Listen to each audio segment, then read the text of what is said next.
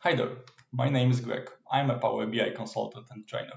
First of all, I would like to thank you for being here in the first video on my YouTube channel. This channel will be dedicated to all things related to Power BI.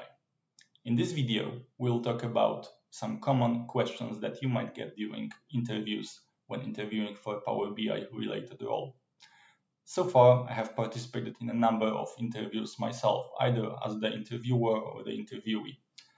The three questions that we will discuss in this video is my subjective choice of what the interviewers will frequently use to measure your skills and abilities in Power BI. Let's get into it. The first question is an absolute classic. What's the difference between a calculated column and a measure? In principle, a calculated column and a measure might look similar. They all feature some kind of a formula that you write and produce some kind of results, but actually they are pretty different.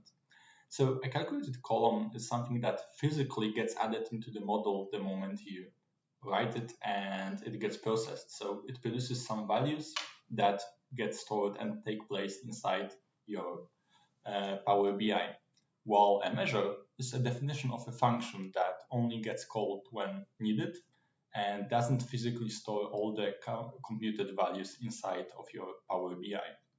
How does this, however, apply to practice? Let's see. For that, I have created a simple Power BI dashboard with just three columns. That's the country name, sales, value, and the cost. So a pretty simple one. Now we would like to add a new column here in this table that will be the manufacturing cost as percent of sales. Let's try doing that as a calculated column then. We will add a new column that we will call cost as percentage of sales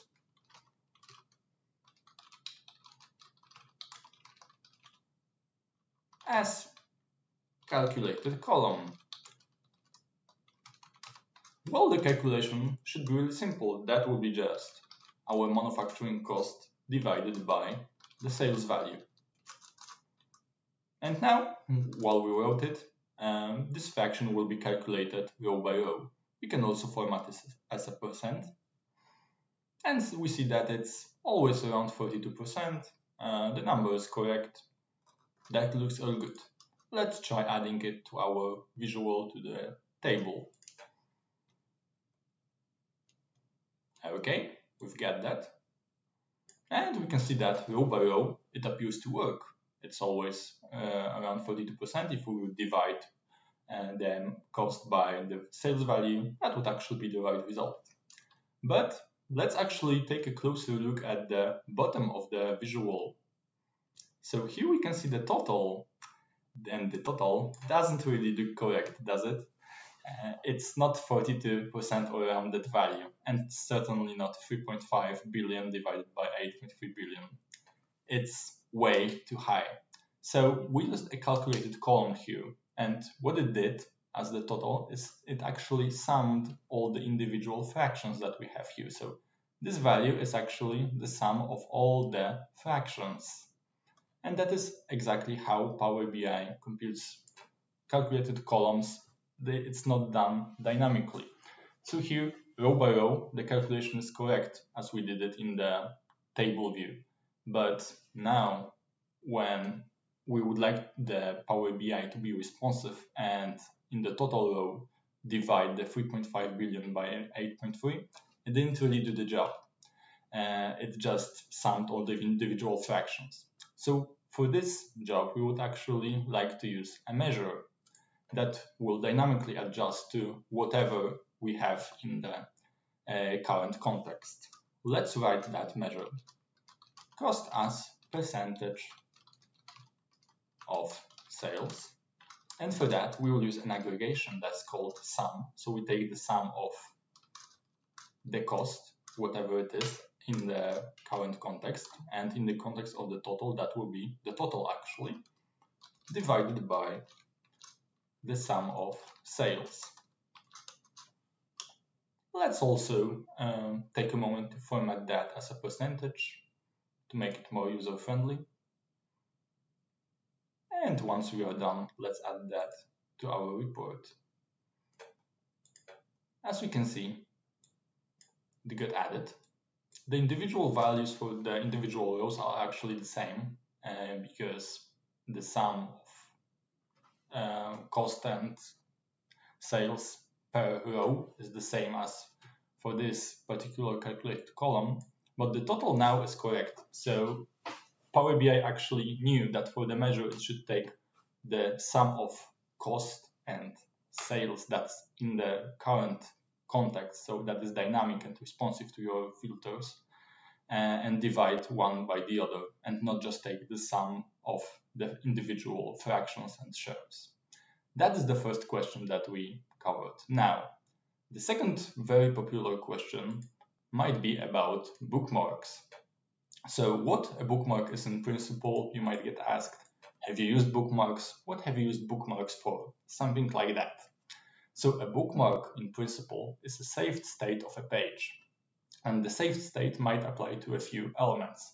Either the visibility of individual elements such as charts, tables, and so on, or a filter, so you could create individual bookmarks for filtering to one country or the other, one product category or the other. You might also consider for the bookmark just a bunch of visuals, like 2 or 3 that you are interested in, or all in the given page.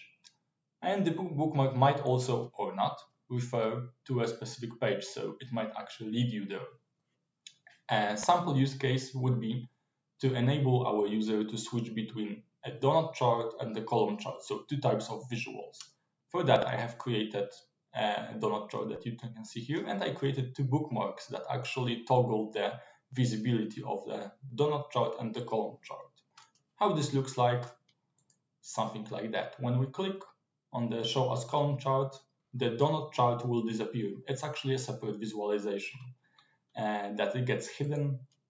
And now, once again, it's visible because now we've hidden the column chart while showing the donut chart. So this is a sample use case for a bookmark.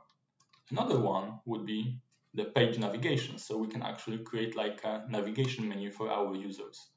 If we now take this button that says Show us donut chart and put it in another page, we click on it, that will actually lead us to the page where we originally saved our bookmark. So again, a bookmark is a saved state of a page that you might use for a number of use cases, like toggling visibility, changing type of charts, creating filters, and many more. Now, speaking about filters, the third common question that I got a lot of times is something like, what are the types of filters in Power BI, or what are the levels of filters in Power BI? So usually the interviewer would be referring to the 3 levels of filters in Power BI that live in the filter pane. That's in the view and the filters pane. So we can see 3 areas on the filter pane. Filters on this visual, on this page, and on all pages. Let's start from the very bottom. Filters on this visual. We have a column chart that plots sales value by country here.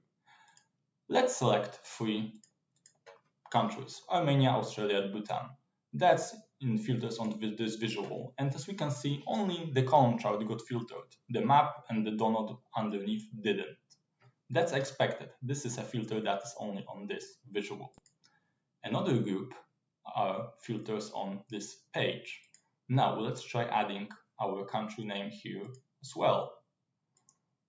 So now when we select the 3 countries, our whole page gets filtered to this new scope, to these 3 countries that we are interested in.